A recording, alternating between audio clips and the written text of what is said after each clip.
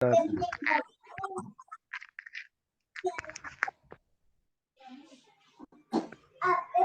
اللہ الرحمن الرحیم الحمد للہ وکفا وسلام علی عبادہ الذین اصطفى اما بعد یا رب صلی وسلم دائما ابدا علی حبیبک خیر الخلق کلہم۔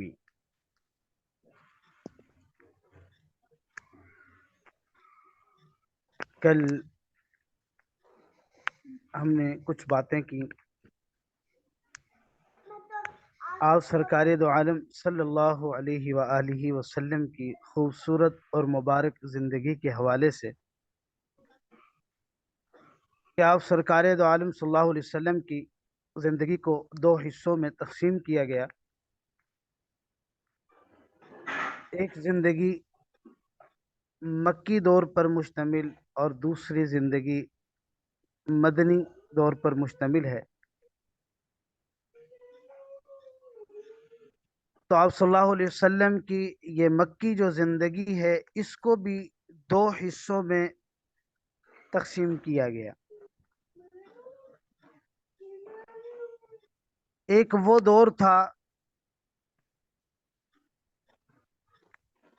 جو نبوت کے اظہار کرنے سے پہلے پہلے تقریباً 40 سال، اور دوسرا مکی دور نبوت کا اظہار کرنے کے بعد وہ 13 سال کا تھا۔ تو ابھی نبوت کے اظہار سے پہلے پہلے کا وہ دور جو 40 سال کا تھا، اس حوالے سے ہم بات کر رہے تھے کہ کل ہم نے بات کی ولادت پر اور رضاعت پر، نمبر 3 والد اور والدہ کے انتقال کے حوالے سے، نمبر 4 کفالت کے حوالے سے۔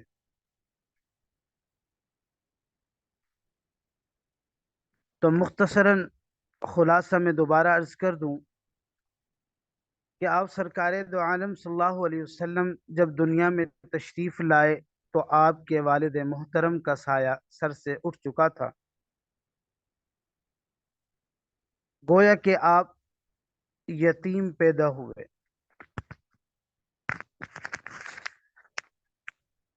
پھر آپ سرکار دو عالم صلی اللہ علیہ وسلم کو حضرت حلیمہ سعدیہ رضی اللہ عنہا اپنے پاس لے گئیں اور 4 سال تک پیارے محبوب حلیمہ سعدیہ کے پاس رہے، اور پھر 4 سال کے بعد واپس اپنی والدہ حضرت آمنہ کے پاس آپ تشریف لے آئے، تو 2 سال تک آپ اپنی والدہ کے پاس رہے۔ تو یوں آپ سرکار دو عالم صلی اللہ علیہ وسلم کی عمر مبارک کے تقریباً 6 سال گزر چکے۔ پھر والدہ کا بھی انتقال ہو گیا، اور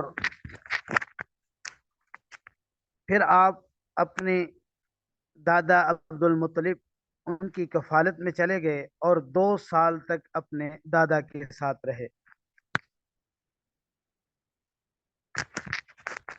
یوں آپ سرکار دو عالم صلی اللہ علیہ وسلم کی مبارک زندگی کے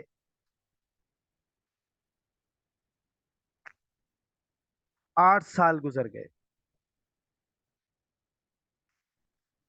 تو دادا کا بھی انتقال ہو گیا، پھر آپ اپنے چاچا ابو طالب کی کفالت میں چلے گئے،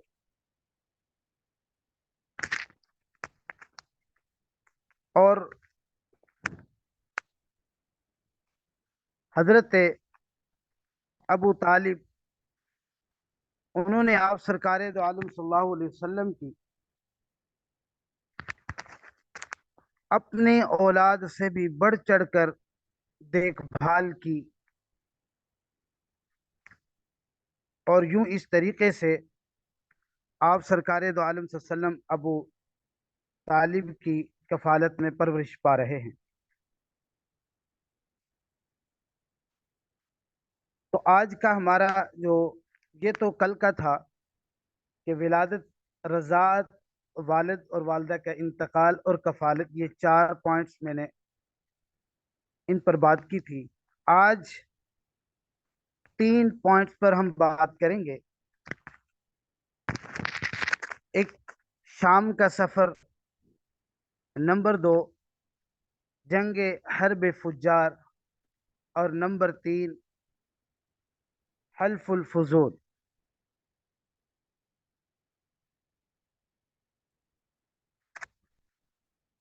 تو شام کا سفر،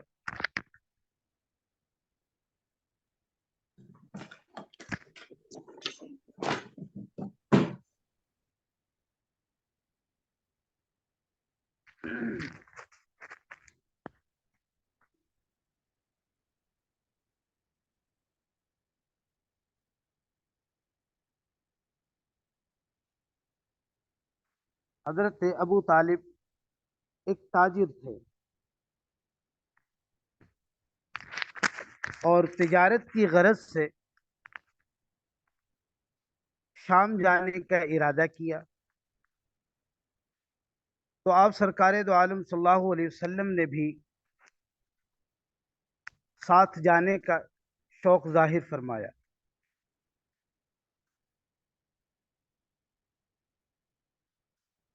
بعض روایات میں آتا ہے کہ آپ نے جانے کے لیے خاص طور پر فرمائش کی، اور چاچا ابو طالب نے آپ کا شوق دیکھ کر کہا کہ اللہ کی قسم، میں آپ کو اپنے ساتھ ضرور لے کر جاؤں گا، اور میں کبھی بھی آپ کو اپنے آپ سے جدا نہیں کروں گا۔ تو اس وقت آپ کی عمر مبارک جو تھی وہ 9 سال تھی۔ تو اب یہ سفر شروع کیا۔ آپ سرکار دو عالم صلی اللہ علیہ وسلم اپنے چاچا کے ساتھ ملک شام کی طرف روانہ ہوئے۔ آپ کو اپنی اونٹنی پر بٹھایا، راستے میں عیسائیوں کی ایک عبادت گاہ کے پاس ٹھہرے۔ خانقاہ کے راہب نے آپ سرکار دو عالم صلی اللہ علیہ وسلم کو دیکھا تو حیران رہے، اور اس نے ابو طالب سے پوچھا کہ یہ لڑکا کون ہے؟ تو انہوں نے جواب دیا، یہ میرا بیٹا ہے۔ یہ سن کر راہب نے کہا کہ تمہارا بیٹا نہیں ہو سکتا۔ یہ سن کر چاچا ابو جو طالب تھے وہ بڑے حیران ہوئے، بولے کیا مطلب؟ یہ تو میرا بیٹا ہے۔ اس نے کہا یہ ممکن نہیں، کیونکہ اس لڑکے کا باپ زندہ ہو ہی نہیں سکتا۔ مطلب یہ تھا کہ ان میں جو نشانیاں وہ دیکھ رہے تھے، جو انہوں نے کتابیں پڑھ رکھی تھیں، ان کے مطابق آپ سرکار دو عالم صلی اللہ علیہ وسلم میں وہ نشانیاں دیکھ رہے تھے، اور وہ دنیا کے آخری نبی کی ان کو نظر آ رہی تھی۔ تو ان میں ایک علامت یہ تھی کہ وہ یتیم ہوں گے، اس لیے انہوں نے کہا کہ ان کے والد محترم جو ہیں وہ زندہ نہیں ہو سکتے، کیونکہ یہ تو اللہ کے نبی ہیں اور ان میں ہم وہ علامات، وہ نشانیاں دیکھ رہے ہیں۔ تو لہٰذا وہ کہنے لگے کہ ایک علامت ان میں یہ ہوگی نبی کی کہ وہ یتیم ہوں گے، اور ان کے باپ کا انتقال اسی زمانے میں ہو جائے گا جبکہ وہ ابھی پیدا ہونے والے ہوں گے۔ اس لڑکے میں آنے والے نبی کی تمام علامات موجود ہیں۔ تو ان کی ایک نشانی یہ ہے کہ بچپن میں ان کی والدہ کا بھی انتقال ہو جائے گا، اب ابو طالب نے اس راہب سے پوچھا کہ جو تم یہ علامات دیکھ رہے ہو اور ان علامات کی بنا پر تمہارا یہ کہنا ہے کہ یہ نبی ہیں، تو نبی کیا ہوتا ہے؟ تو راہب نے بتایا کہ نبی وہ ہوتا ہے جس کے پاس آسمان سے خبریں آتی ہیں اور پھر وہ زمین والوں کو ان کی اطلاع دیتا ہے۔ تو تم یہودیوں سے اس لڑکے کی حفاظت کرنا۔ اس کے بعد ابو طالب وہاں سے آگے روانہ ہوئے۔ راستے میں ایک اور راہب کے پاس ٹھہرے۔ یہ بھی ایک خانقاہ کا عابد تھا۔ اس کی نظر بھی آپ سرکار دو عالم صلی اللہ علیہ وسلم پر پڑی تو یہی پوچھا کہ یہ لڑکا تمہارا کیا لگتا ہے، یہ کون ہے؟ تو ابو طالب نے اسے بھی یہی کہا کہ یہ میرا بیٹا ہے۔ راہب یہ سن کر بولتا ہے، کہتا ہے کہ یہ آپ کا بیٹا نہیں ہو سکتا، اس کا باپ زندہ نہیں ہے۔ تو ابو طالب نے پوچھا وہ کیوں؟ تو راہب نے جواب میں کہا اس لیے کہ اس کا چہرہ نبی کا چہرہ ہے، اس کی آنکھیں ایک نبی کی آنکھیں ہیں، یعنی اس نبی جیسی جو آخری امت کے لیے بھیجے جانے والے ہیں ان کی علامات پرانی آسمانی کتابوں میں موجود ہیں، لہذا یہ نبی ہیں اور نبی بھی آخری نبی ہیں اور وہ یتیم پیدا ہوں گے۔ تو اس بنا پر انہوں نے کہا کہ ان کے والد زندہ نہیں ہو سکتے۔ اس کے بعد یہ قافلہ آگے روانہ ہوا، بصرہ پہنچا۔ وہاں پر بھی ایک بحیرہ نام کا ایک راہب تھا اور یہ بڑا مشہور تھا، یعنی یہ عیسیٰ علیہ السلام کے زمانے سے اسی خانقاہ کا راہب، یہ نسل در نسل یہ عالم فاضل خاندان ہی سے چلا آ رہا تھا۔ تو اس طرح اس زمانے میں ان کا سب سے بڑا عالم بحیرہ تھا۔ تو قریش کے لوگ اکثر بحیرہ کے پاس سے گزرتے تھے، مگر اس نے کبھی ان سے کوئی بات نہیں کی تھی۔ مگر اس بار اس نے قافلے میں آپ کو دیکھ لیا تو پورے قافلے والوں کے لیے کھانا تیار کروایا، یعنی ان کی دعوت کر۔ بحیرہ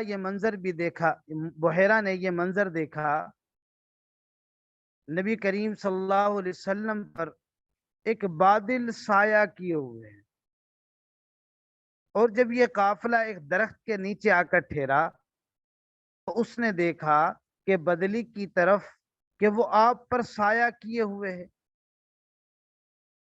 اور اس درخت کی شاخیں اس طرف جھک گئی ہیں جس طرف آپ سرکار دو عالم صلی اللہ علیہ وسلم موجود ہیں، یعنی بادل نے بھی سایہ کیا ہوا اور درخت نے بھی اپنی شاخیں آپ سرکار دو عالم صلی اللہ علیہ وسلم کی طرف جھکا دی۔ اس نے جب یہ دیکھا تو بہت خوش ہوئے۔ بہرحال نبی کریم صلی اللہ علیہ وسلم اس درخت کے پاس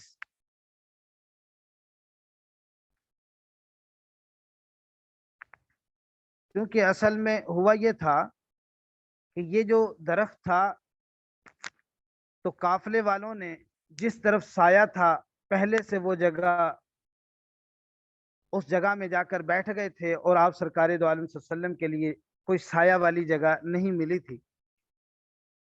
تو آپ سرکار دو عالم صلی اللہ علیہ وسلم جس طرف بھی بیٹھتے اسی طرف یہ درخت جو تھا وہ اپنی شاخیں آپ پر بطور ایک سایہ کے، اور آسمان سے بادل اللہ تعالیٰ نے آپ کے سر مبارک پر بطور سایہ کے بھیج دیا تھا۔ تو بہرحال یہ تھا کہ انہوں نے اس راہب نے کھانا تیار کروایا، اور ان کی خواہش یہ تھی کہ سب لوگوں کے ساتھ، چونکہ یہ جو بچہ نبی ہے، یعنی کہ آپ صلی اللہ علیہ وسلم کے حوالے سے کہ ان کو اصل میں مدعو کرنا تھا، دعوت پہ بلانا تھا۔ بہرحال یہ تھا کہ سب لوگ بحیرہ کے پاس دسترخوان پر چلے گئے۔ تو بحیرہ سے اس راہب سے لوگوں نے کہا کہ آج آپ نیا کام کر رہے ہیں، ہم تو اکثر اس راستے سے گزرتے ہیں، آپ نے کبھی ہمیں دعوت نہیں دی، دعوت کا کوئی انتظام نہیں کیا، آج کیا بات ہے کہ آپ نے ہمیں دعوت پر بلایا اور ہماری دعوت کی؟ تو بحیرہ نے، اس راہب نے یہ کہا کہ تم ٹھیک کہتے ہو، لیکن یہ ہے کہ تم مہمان ہو اور مہمان کا اکرام کرنا بہت اچھی بات ہے۔ اس طرح تمام لوگ بحیرہ کے پاس پہنچ گئے، لیکن آپ سرکار دو عالم صلی اللہ علیہ وسلم ان کے ساتھ نہیں گئے تھے، اور آپ سرکار دو عالم صلی اللہ علیہ وسلم اسی جگہ پر رہے، یعنی جہاں پر آپ نے پڑاؤ ڈالا تھا۔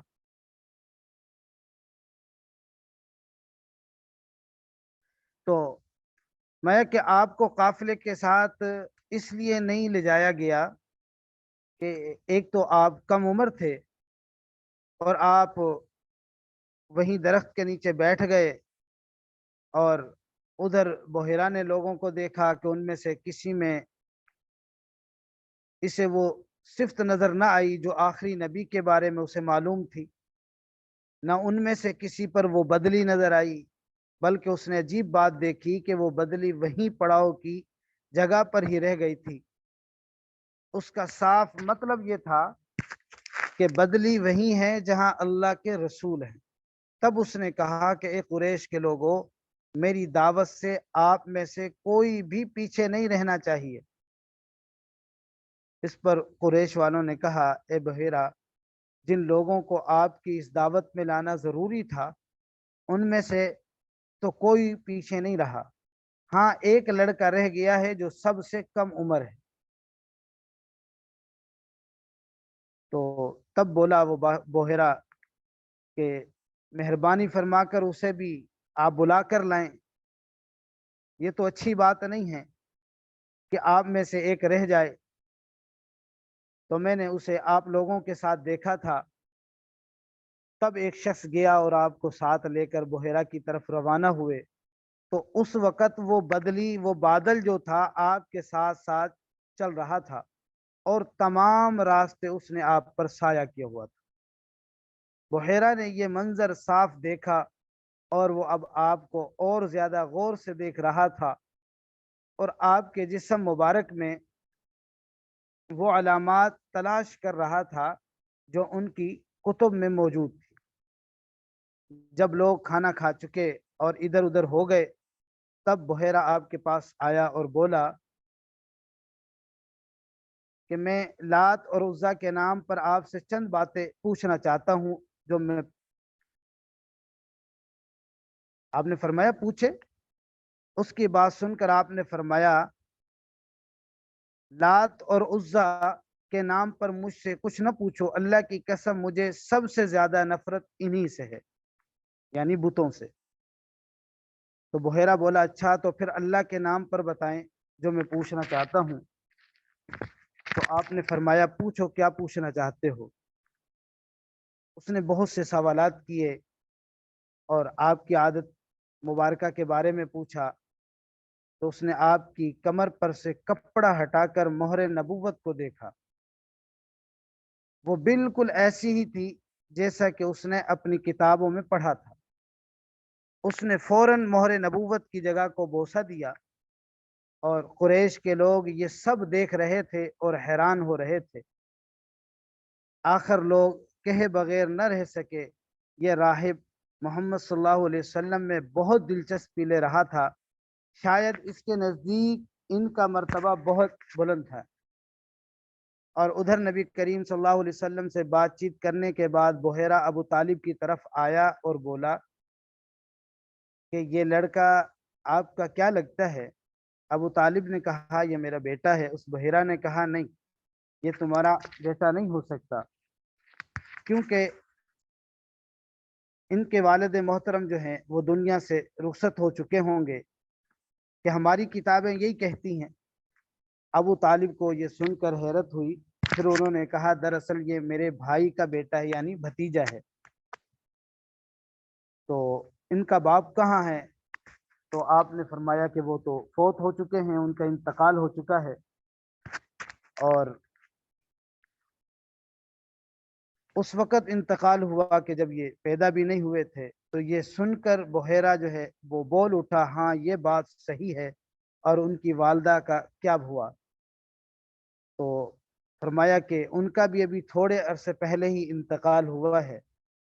یہ سنتے ہی بحیرہ نے کہا بالکل ٹھیک کہا، اب تم ایسا کرو کہ اپنے بھتیجے کو واپس لے کر جاؤ، یہودیوں سے ان کی پوری طرح حفاظت کرو، اگر انہوں نے دیکھ لیا، ان میں وہ نشانیاں دیکھ لی جو میں نے دیکھی ہیں، تو وہ انہیں قتل کرنے کی کوشش کریں گے۔ تمہارا یہ بھتیجا نبی ہے، اس کی بہت شان ہے، اور ان کی شان کے بارے میں ہم اپنی کتابوں میں لکھا ہوا پاتے ہیں، اور ہم نے اپنے باپ داداؤں سے بھی بہت کچھ سن رکھا ہے۔ میں نے یہ نصیحت کر کے اپنا فرض پورا کر دیا ہے، اور انہیں واپس لے جانا تمہاری ذمہ داری ہے۔ بہرحال ابو طالب جو تھے وہ بحیرہ کی ان باتوں کو سن کر خوف زدہ ہوئے، پریشان ہوئے، اور آپ کو لے کر مکہ واپس آ گئے، اور اس وقت آپ کی عمر تقریباً 9 سال تھی۔ تو انشاءاللہ العزیز بقیہ انشاءاللہ کل پڑھیں گے۔ آج چلیں یہ شام کا سفر یہ تفصیل سے تھوڑا سا پڑھا، تو اللہ جو کہا سنا عمل کی توفیق نصیب فرمائے۔ انشاءاللہ بقیہ کل ہوگا۔ السلام علیکم ورحمۃ اللہ وبرکاتہ۔